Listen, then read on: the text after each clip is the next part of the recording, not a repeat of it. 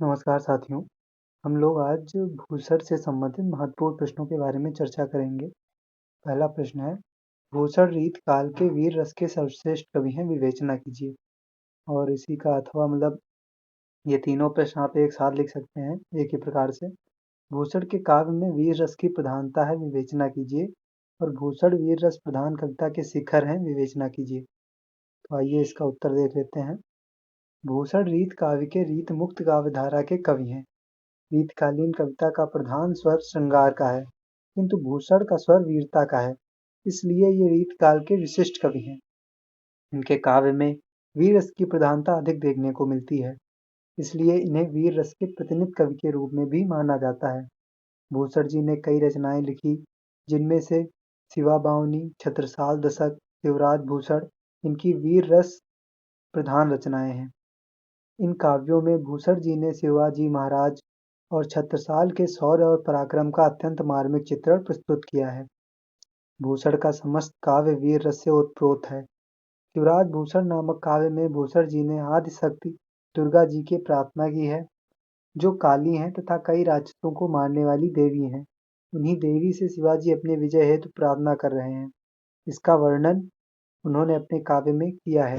जय जयंती, जय आदिशक्ति, जय काली करप्रदनी, जय मधुकैटभ छलिनी देवी, जय महिष विमर्दिनी, जय चमुंड, जय चंड मुंड भंडासुर खंडिनी, जय सुरक्त, जय रक्त बीज विड्डाल विहंडिनी। ये उदाहरण आप लिख सकते हैं। इस प्रार्थना में भी कवि भूषण की वीर भावना प्रदर्शित हो रही है। इस तरह की भावना को स्तुतिपरक वीर भावना कहते हैं। भूषण की कविता वीर रस एवं ओज गुण से संपन्न है। इन्होंने अपने काव्य में युद्धों का सजीव चित्र अंकित किया है।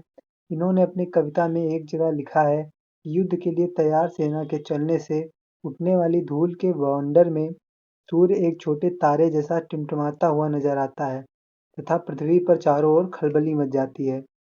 इस चीज का बहुत ही सुंदर ढंग से भूषण जी ने अपने काव्य में प्रस्तुत किया है। उन्होंने लिखा है, ऐल फैल खैल बैल खलक में गैल गैल, गजन की रेल पेल सैल उछलत हैं, तारा सो तरनि धूरि धारा में लगत जिमि, धारा पर पारा पारावार यूं हलत हैं।